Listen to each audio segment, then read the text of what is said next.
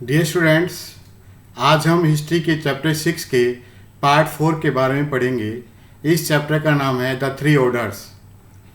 New towns and towns people, नए शहर और शहर के लोग। ए फोर्थ ऑर्डर, एक चौथा वर्ग। There is a growth and expansion in population, trade and towns because of the extension in agriculture. कृषि के विस्तार के कारण जनसंख्या, व्यापार और शहरों का विस्तार हुआ। As a result, the population of Western Europe doubled between the end of the 10th and middle of the 14th century. परिणामस्वरूप पश्चिमी यूरोप की जनसंख्या 10वीं शताब्दी के अंत से लेकर 14वीं शताब्दी के मध्य तक लगभग दुगनी हो गई।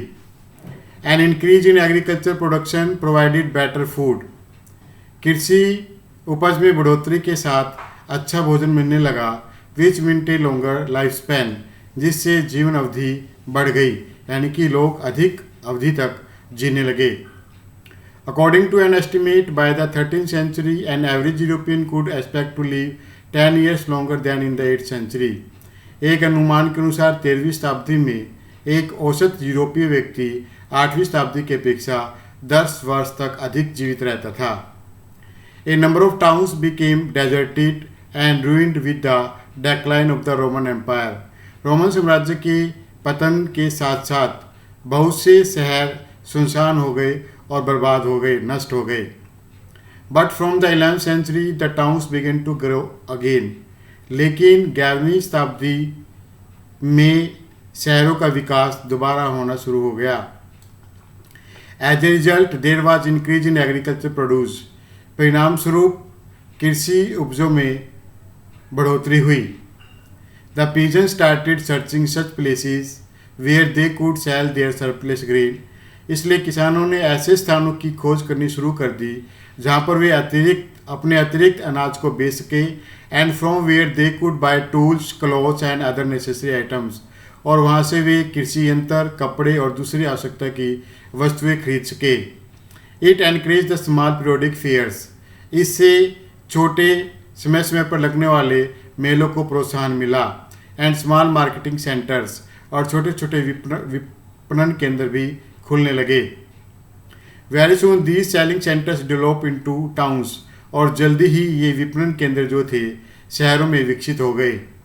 इन towns there were strong possibilities for young people from peasants family. शहरों में किसान के परिवार से जो युवक होते थे उनके लिए ज़्यादा संभावनाएं थी टू गेट पेड वर्क, वैतनिक कार्य मिलने की, and freedom from the lords control, और सामंत के नियंत्रण से स्वतंत्रता मिलने की। यानी कि शहरों में जो किसान की फैमिली से युवक थे उनको वैतनिक कार्य मिलने की और सामंतों के नियंत्रण से स्वतंत्रता मिलने की ज़्यादा संभावनाएं थी। Town air make free was the popular saying of that time. शहर की हवा स्वतंत्रता दिलाती है, यह उस समय की एक महत्वपूर्ण कहावत थी। According to a customary practice, एक परंपरा के अनुसार, if a serf from a manor run away to a town and was able to stay there for 1 year and 1 day without discovered by lord would became a free man. एक परंपरा के अनुसार यदि कोई कृषिदास भागकर शहर में आ जाता था और उसका सामंत उसको 1 वर्ष और 1 दिन के लिए खोज नहीं पाता था, तो वह कृषिदास एक स्वतंत्र व्यक्ति बन जाता था। The history scholars opine that, जो इतिहास के विद्वान हैं उनका ये विचार था, that most of the people residing in towns, अधिकतर लोग जो शहरों में रहते थे, वर फ्री पीजेंट्स और एस्केप सर्फ। वे या तो स्वतंत्र किसान थे या कृषिदास थे जो भागे हुए थे। A number of shopkeepers and merchants also lived in towns. शहरों में बहुत से दुकानदार और व्यापारी भी रहते थे। Skilled people like bankers and lawyers also started living in towns. कुशल व्यक्ति जैसे कि साहूकार और वकील, उन्होंने भी शहरों में रहना शुरू कर दिया। It is estimated that bigger towns had population of about 30,000। एक अनुमान के अनुसार बड़े शहरों की जनसंख्या लगभग 30,000 होती थी। The people living in towns developed into fourth order. इस प्रकार शहरों में रहने वाले लोग एक चौथे वर्ग के रूप में विकसित हुए। The urban life was full of easy and comforts. जो शहरी जीवन था वो सुख सुविधाओं से भरा हुआ था। The guards would patrol the town streets and roads in order to maintain law and order. जो गार्ड होते थे वो शहर में कानून व्यवस्था बनाए रखने के लिए गलियों और सड़कों पर गश्त लगाते थे। द गिल्ड, श्रेणी या समूह। ए गिल्ड, जिसे व्यावसायिक संघ भी कहा जाता था, was the very basis of economic organisation. वे आर्थिक संस्थाओं के मुख्य आधार थे। Each craft and industry was organise into guild. प्रत्येक शिल्प और उद्योग एक श्रेणी में संगठित था। It would protect the interest of its members and control the quality of the product, its price and sale. जो श्रेणी होती थी वो अपने सदस्यों के हितों की रक्षा करती थी और जो तैयार माल होता था उसकी गुणवत्ता, उसके मूल्य और उसकी बिक्री पर नियंत्रण रखती थी। Every town had a guild hall. प्रत्येक शहर में एक श्रेणी सभागार होता था। Where the heads of all the guilds met to discuss their problems.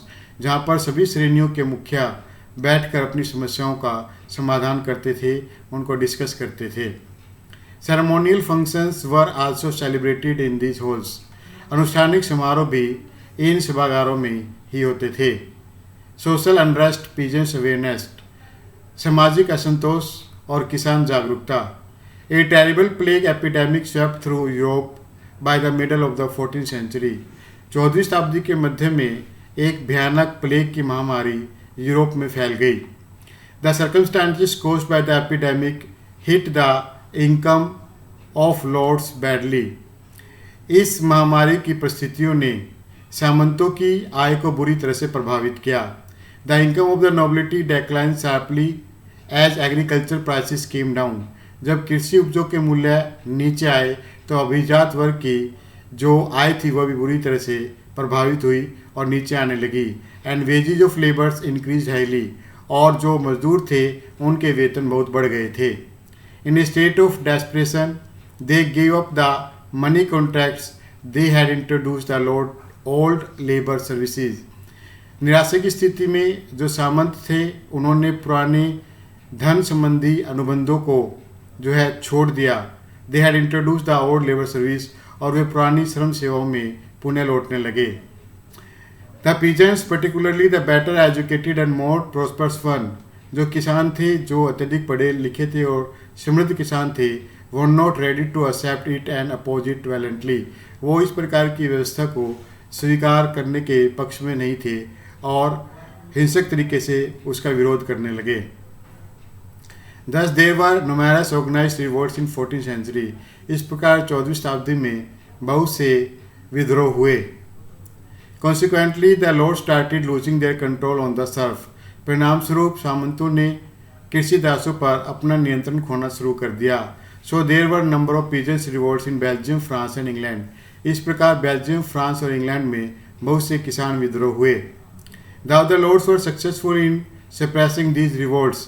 हालांकि सामंत इन विद्रोह को दबाने में सफल रहे, but the sheer intensity of peasants opposition made it clear that feudal relations could not be reimposed. जो विरोध की, किसानों के विरोध की अत्यधिक तीव्रता थी, उसने यह स्पष्ट कर दिया कि पुराने सामंती संबंधों को दोबारा लागू नहीं किया जा सकता है। These rebellions made it crystal clear. इन विद्रोहियों ने यह बिल्कुल स्पष्ट कर दिया that neither the economy could be reverse. ना तो अर्थव्यवस्था को पलटा जा सकता है, nor could be the earlier days of slavery be reestablished. और दासतक के पुराने दिनों को पुनर्स्थापित नहीं किया जा सकता, दासतक के दिनों को दोबारा नहीं लाया जा सकता। इस प्रकार हम देखते हैं कि शहरों में एक नई व्यवस्था शुरू हुई जिसे चौथा वर्ग कहते हैं, जहाँ पर बहुत सारे लोग रहते थे। लोगों को बहुत से अवसर थे, उनको जो है नौकरियों के बड़े अवसर थे। जो किसान थे वो वहाँ रहते थे और जो कृषि दास थे, जो सामंतों से भाग कर आए थे, वो भी शहरों में रहते थे।